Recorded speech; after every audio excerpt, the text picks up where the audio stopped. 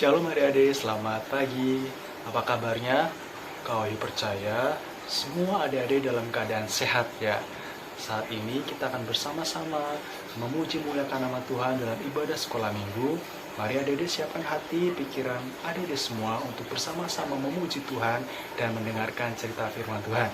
Ayo adik-adik, kau akan pimpin kita dalam doa sebelum kita memulai ibadah kita pada hari ini. Kita satu dalam doa. Bapa di surga, kami bersyukur untuk pagi hari ini, untuk kasih setia penyertaan pemeliharaan Tuhan dalam kehidupan kami. Saat ini kami boleh bersama-sama kembali dipersatukan dalam ibadah sekolah minggu.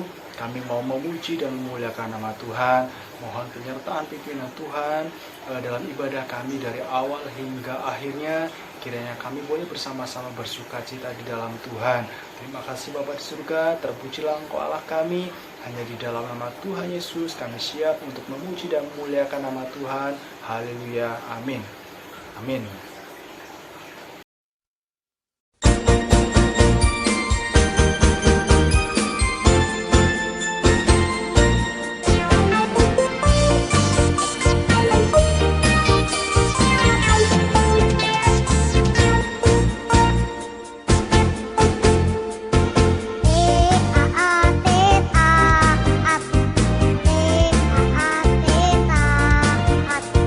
Saya mau pergi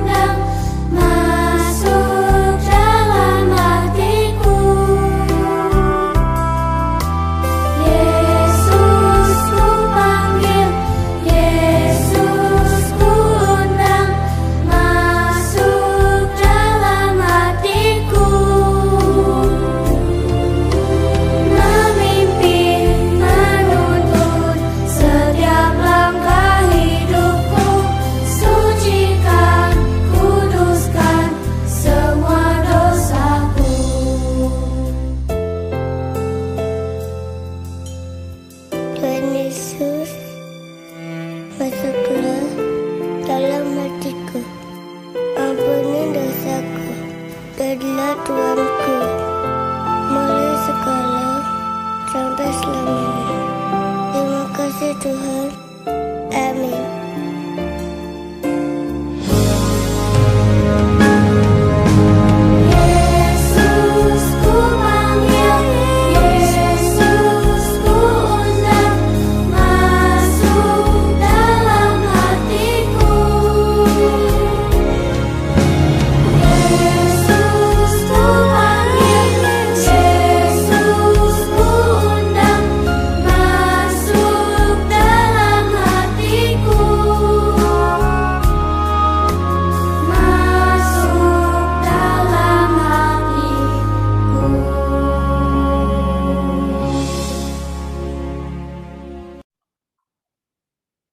Shalom, halo adik-adik, selamat hari Minggu. Apa kabarnya adik-adik hari ini? Semoga semuanya sehat-sehat ya. Kalau ada yang sakit, semoga Tuhan kuatkan adik-adik, Tuhan sembuhkan adik-adik dari segala penyakitnya. Dan hari ini adik-adik bisa juga mendengarkan renungan, dan tadi juga sudah puji-pujian dengan hati yang sukacita ya. Adik-adik, mari kita bersatu dalam doa dulu sebelum kita mendengarkan renungan cerita sekolah minggu tentang firman Tuhan. Yuk semuanya tangannya dilipat, tutup matanya, sungguh-sungguh kita siapkan hati, kita berdoa. Ya Tuhan Yesus, kami mengucap syukur karena hari ini kami boleh kembali beribadah di sekolah minggu.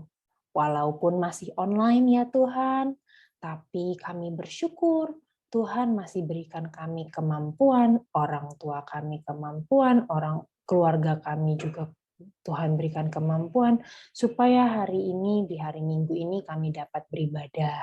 Terima kasih ya Tuhan, sebentar lagi kami akan mendengarkan renungan firman Tuhan. Biarlah Tuhan yang siapkan hati dan pikiran kami. Tuhan jauhkan kami dari godaan-godaan, dan Tuhan berikan kami kemampuan untuk fokus mendengarkan firman Tuhan. Biarlah firman Tuhan ini juga Tuhan jadikan bertumbuh dalam hati kami masing-masing. Terima kasih ya Tuhan, hadirlah ke dalam hati setiap kami. Di dalam nama Tuhan Yesus kami berdoa. Amin. Adik-adik, siapa yang pernah jalan-jalan sebelum pandemi ya? Kalau sekarang lagi pandemi, masih proses peralihan gitu ya, mungkin jalan-jalannya jadi berkurang. Mungkin ada juga sih yang udah mulai jalan-jalan tapi tetap harus pakai masker, harus jaga jarak sama orang dan segala macam gitu ya. Kalau dulu sebelum ini, sebelum pandemi, sebelum tahun 2019, ada yang suka jalan-jalan sama keluarganya, sama orang tuanya, sama kakak adiknya. Nah, kalau adik-adik jalan-jalan, adik-adik bawa bekal nggak? Bawa bekal gitu nggak? Atau bawa tas gitu nggak? Atau cuma sekedar, udah yang penting keluar aja gitu. Ya ganti baju lah, habis itu jalan keluar. Mungkin kalau jalan-jalannya cuma ke minimarket depan rumah gitu ya, agak jauh tapi nggak terlalu jauh banget gitu sih, paling ya cuma bawa baju gitu ya, kita nggak maksudnya bawa baju, kita cuma bawa diri aja gitu ya, nggak bawa benda apapun. Tapi kalau jalannya jauh bahkan keluar kota, pasti adik-adik bawa barang-barang bawaan. Entah adik-adik yang bantu nyiapin atau semuanya disiapkan orang tua, tapi pasti ada ya bawaan yang harus adik-adik bawa gitu, bekal atau air minum kah, atau baju ganti, atau kalau sekarang malah lebih lengkap lagi harus ya, jadi harus pakai masker lah, harus siap sedia hand sanitizer, tisu basah gitu. Sementara kalau dulu mungkin agak lebih sedikit barang bawaannya, tapi sama aja, tetap bawa barang bawaan kalau perginya jauh. Nah, kenapa Mbak Nika nanya gitu? Karena pada hari ini, adik-adik kita akan mendengarkan kisah tentang murid-murid Yesus yang diutus untuk mengabarkan Injil ke seluruh penjuru bumi. Mengabarkan Injil ke seluruh penjuru bumi, tapi Yesus berpesan, jangan bawa bekal fisik. Jadi mereka itu ada ketentuannya begitu ya. Jadi mereka harus pakai Intinya baju tuh cuma satu, mereka boleh bawa tongkat, tapi nggak boleh bawa bekal makanan dan segala macam. Terus gimana ya? Padahal mereka disuruh untuk pergi ke seluruh dunia, kemanapun yang mereka bisa. Akan sangat berat nggak sih kalau kita pergi jauh tapi nggak bawa bekal? Menurut adik-adik gimana? Pasti berat banget, pasti susah banget. Tapi itu yang dilakukan oleh murid-murid Yesus. Nah, adik-adik, sebelum kita masuk ke cerita, adik-adik ingat nggak siapa aja sih 12 murid Yesus itu? Kalau adik-adik ada yang ingat, nih Manika mau share foto ya. Satu. Nah ini dia. Ada Simon Petrus, ada Andreas, ada Yakobus, ada Yohanes, ada Filipus, ada Thomas, ada Yakobus lagi loh. Kok Yakobusnya ada dua? Ada Tadeus, ada Simon, ada Matius, Bartolomeus, Yudas Iskariot. Adik-adik, tadi Manika bilang, kok Yakobusnya ada dua? Karena yang satu Yakobus adalah anak Alfeus. Jadi memang ada dua Yakobus gitu ya, tapi mereka orang yang berbeda. Jadi ada 12 orang. Simon juga ada Simon Petrus sama Simon orang Zelot.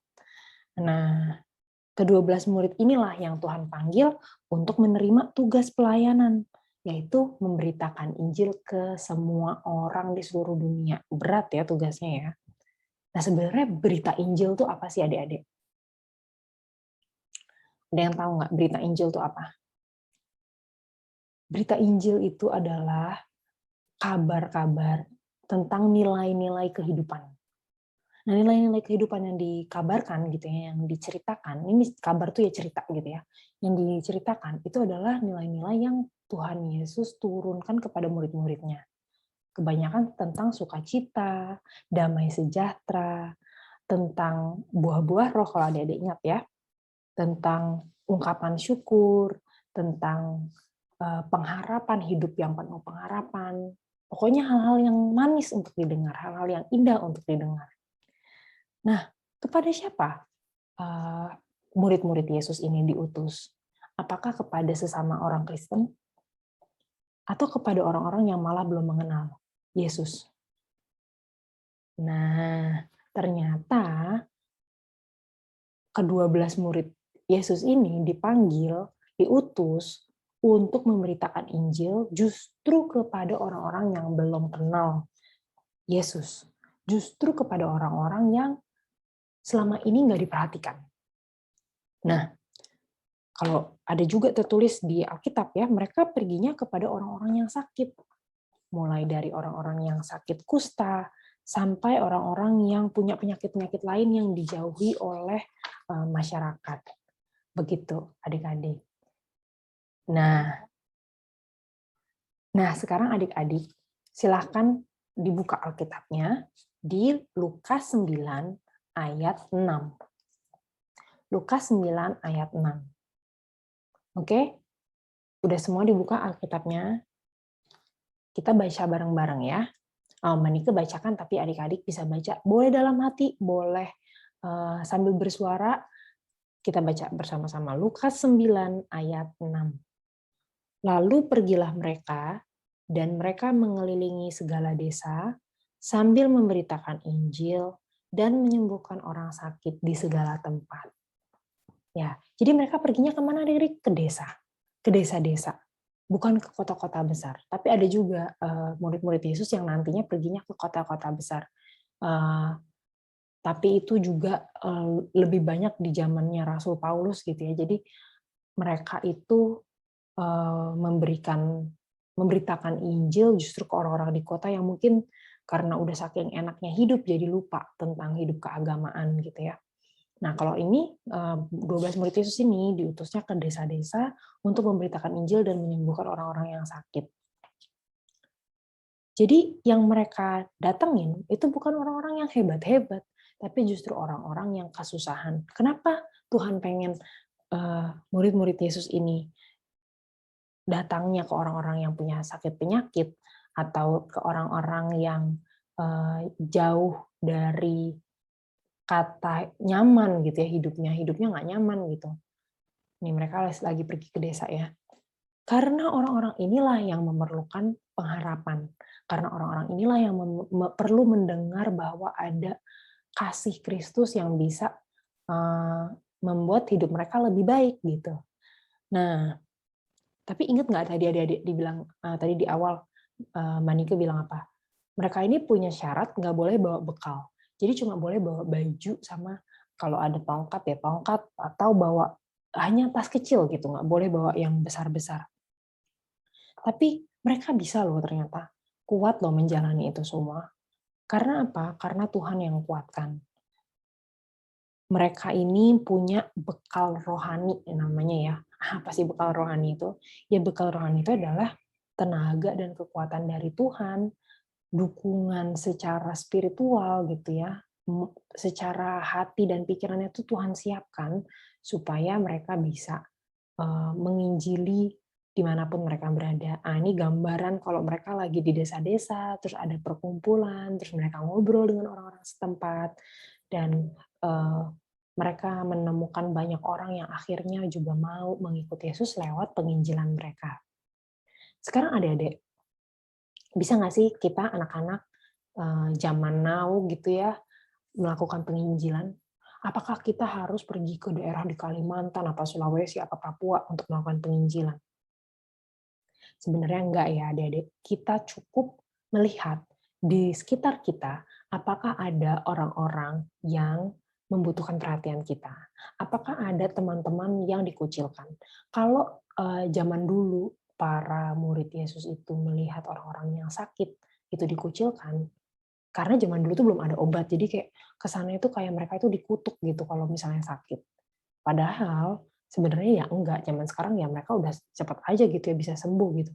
Nah, begitu juga dengan teman-teman adik-adik. Adakah yang kira-kira di teman-teman adik-adik atau saudara yang kayaknya berbeda dari orang lain sehingga justru dikucilkan? Nah, pada saat kayak gitu adik-adik harus ingat karena adik-adik ini adalah juga anak-anak Kristus, adalah juga murid-murid Yesus. Jadi adik-adik harus punya kemampuan untuk memperhatikan orang-orang yang dikucilkan, bukan ikutan mengucilkan, bukan justru jadi pembuli, gitu ya, tapi jadi pembawa damai. Kalau ada temennya yang secara fisik berbeda, nggak kayak teman-teman pada lainnya, atau secara kemampuan akademis berbeda, kok susah banget sih dia belajar gitu ya, yang lain cepet kok dia susah banget. Nah teman-teman, adik-adik itu juga perlu ingat, setiap orang diciptakan berbeda, jadi jangan dibully gitu, justru dibantu. Jangan dijahatin, tapi justru dibantu. Kalau ada yang suka ngegeng-ngegeng, adik-adik gak usah ikut-ikutan. Jadilah orang yang bisa berteman dengan siapapun tanpa melihat hal-hal duniawi gitu ya. Tapi lihatlah bahwa Tuhan mengasihi semua orang, maka adik-adik juga harus menjadi orang yang mengasihi semua orang. Gitu.